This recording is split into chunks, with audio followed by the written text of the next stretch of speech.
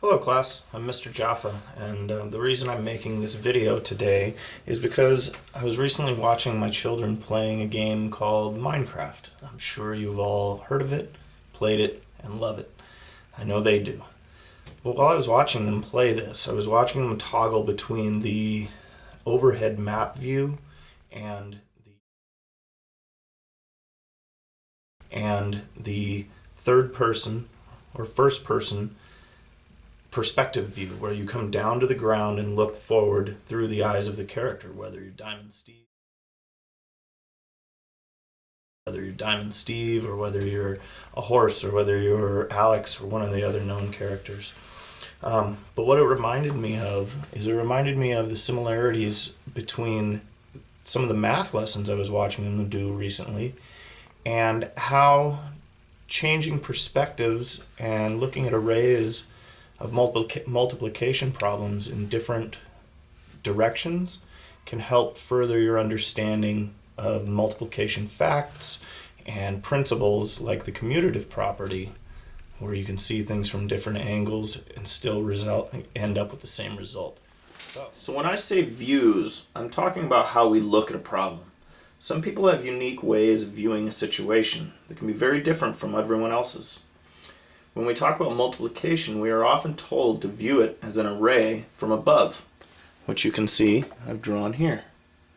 This is looking down, which is a great visual, but I think this can be expanded on. An array can also be viewed from the side or from an angle. Even though our view changes, the total product or number of pieces does not change. Looking at it from this side and from this side. If I was standing as Alex, I would look over and I would see 5 pieces. So I mark here as a 5. If I was the horse, I look over and I see 3 pieces. Even though they're both different and seeing the problem from a different angle, it does not change the fact that there are 15 total. 3, 6, 9, 12, 15 pieces. Or 5, 10, 15. That shows us that in multiplication, things can be viewed from different angles and seen differently and still have the same product. That is a principle called the commutative property of multiplication, saying that 5 times 3 equals 15. And also 3 times 5 equals 15. So knowing that, it gives you the opportunity to view multiplication problems from different angles and understand more about how they go together.